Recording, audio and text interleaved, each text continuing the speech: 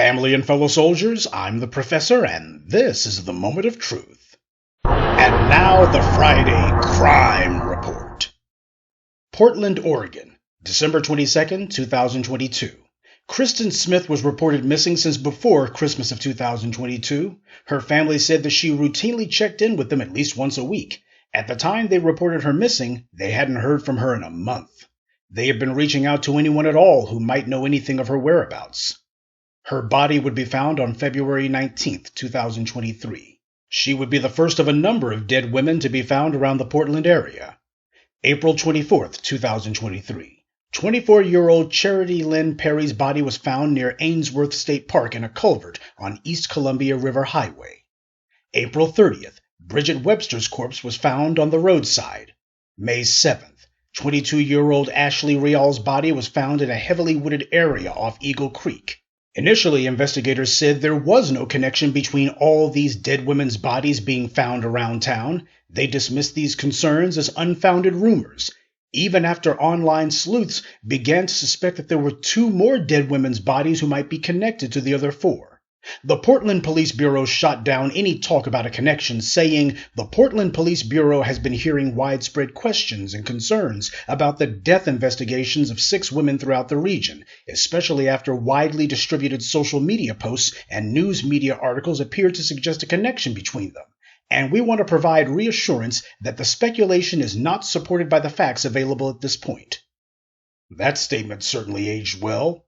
On June 6, 2023, authorities from Oregon coordinated with the U.S. Marshals to arrest a 38-year-old hulking 6'4", 266-pound suspect named Jesse Lee Calhoun for a parole violation. When authorities came to arrest him, he jumped into the Willamette River in Milwaukee, Oregon, and tried to escape. Obviously, he didn't get away. Clearly, authorities had more in mind for him than just a parole violation, because they sent a letter to the governor saying that Calhoun had been involved in subsequent criminal activities since his parole and that his commuted sentence should be revoked. The governor agreed, and he's been cooling his heels in prison ever since. Authorities soon thereafter announced that Calhoun was a person of interest in the murders of the 4 women. Calhoun's own girlfriend said that he knew at least 2 of the victims. Now, to be fair, Calhoun hasn't been convicted of anything. In fact, he hasn't even been charged as of this recording. He's merely a person of interest right now, but what kind of person is he? We know that he had been in prison before, but his sentence had been commuted by the previous governor.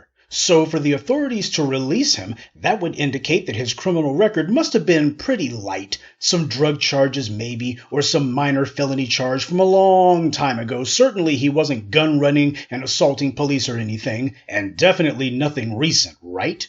Of course, you won't be surprised to learn that this career criminal has a record long as your arm, with a nearly non-stop parade of charges and convictions from 2003 all the way up to the present. And you also won't be surprised to learn that no matter what he did or how many times he did it, the charges would immediately be reduced, thrown out altogether, and no matter what sentence he got, he was always getting out early, because there's no such thing as white privilege, especially when it comes to the law, because judges, prosecutors, and police don't discriminate based on race. Right? Calhoun's criminal record goes back to at least 2003 when he was convicted of third-degree assault. After that conviction, he would face dozens of additional criminal charges between 2007 and 2019 for assault, harassment, drug possession, theft, kidnapping, traffic violations, and other alleged crimes. Dozens of charges. Not 1 or 2, not a handful, not several, but dozens of charges. Dozens means that he faced at least 24 charges over that period of time. Gee, with that many charges against him, it seems a no-brainer that at least one of them would have stuck, right? Simply by law of averages, he should have wound up doing some serious time because of that many charges that he had to face, right? Oh, but who are we kidding? We live under white supremacy where if you're classified as white, that's your get-out-of-jail-free card. So predictably, those dozens of charges all got dismissed or whittled down to lesser crimes during the legal process. Look at the charges he was facing: assault, harassment, drug possession, theft, kidnapping, traffic violations, and other alleged crimes. This wasn't jaywalking or some minor DUI. He was charged with serious stuff, basically everything short of murder, and they all got knocked down to lesser charges or thrown out altogether.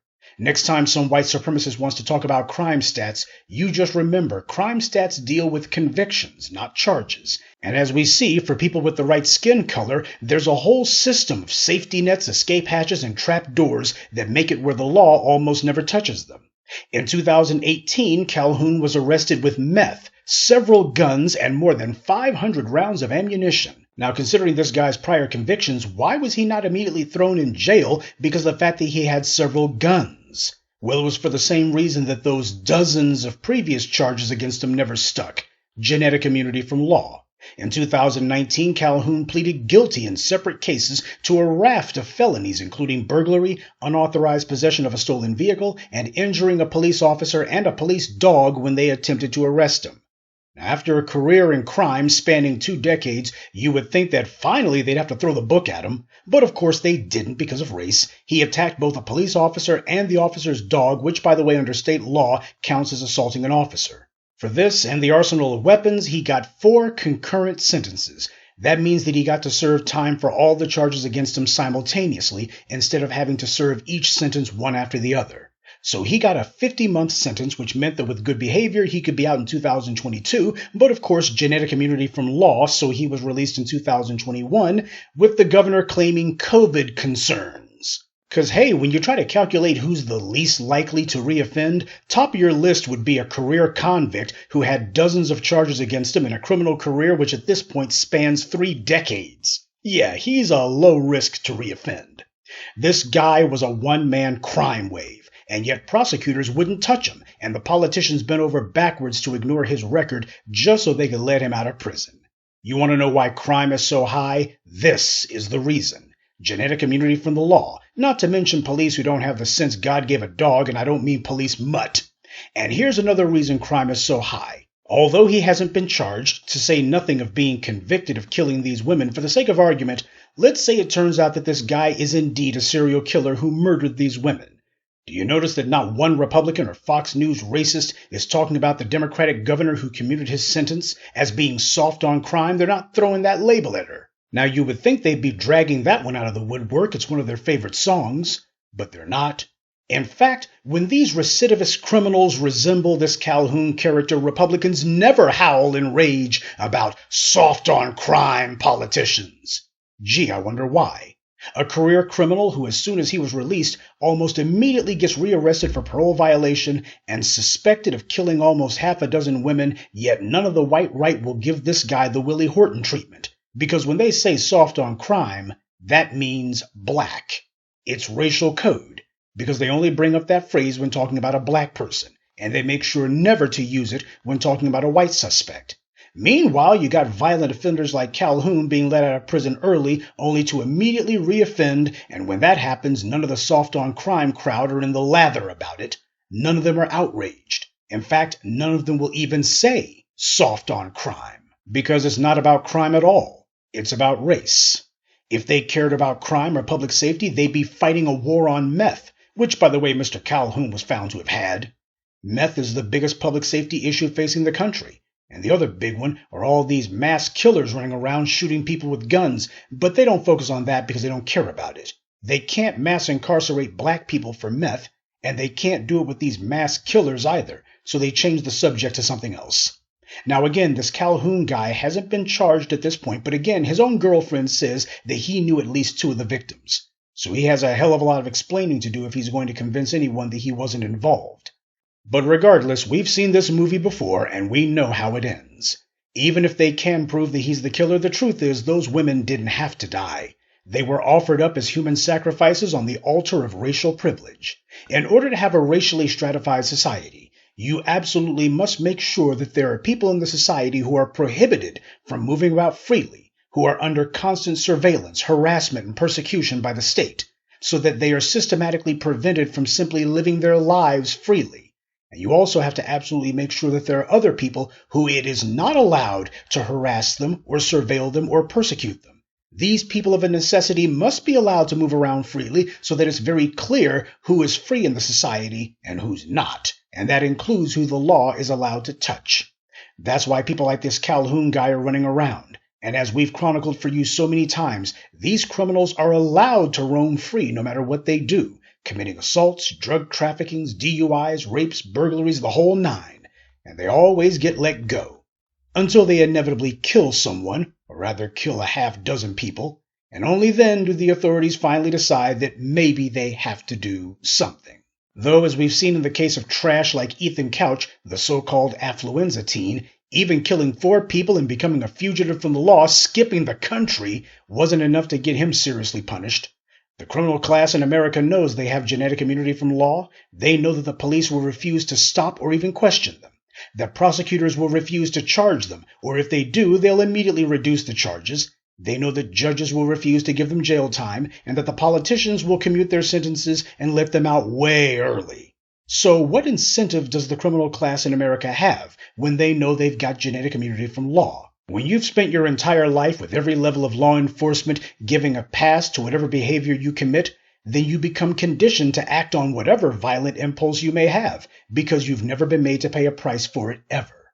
Small crimes become bigger crimes. They become more frequent, too, until you soon have dozens of charges against you.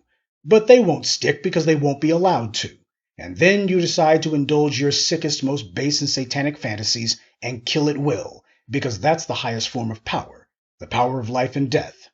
This is how American society encourages and promotes psychopathic behavior. Other people cease being human beings in the eyes of these psychopaths, and they become nothing more than toys for their sick amusement. And this latest incident won't make a difference any more than the countless other ones before it, because this isn't about law. It's not about public safety. The authorities decided a long time ago that racial immunity from law was far more important than the loss of life, even when it's people from the very privileged class who the society does the most for. These killers spend their lives paying no price for their crimes, and the people in law enforcement, government, and the white media who ignore their crimes, or dismiss them, or plead them down, or commute their sentences, they never pay a price for aiding and enabling these psychos either. That's why the biggest crime in the country is racial privilege. And that's this week's Friday Crime Report. Keep your eyes open and stay on alert, because there's a lot worse criminals out there than the ones the white corporate media chooses to show you. Good day, and be one. I'd like to take a moment to mention some of our contributors. Quincy X, KCR, Swole Money, Monique Neely, and Rashawn Izu. Salute to them and thank you to everyone for listening, liking, and sharing this message. Black empowerment only exists because of you.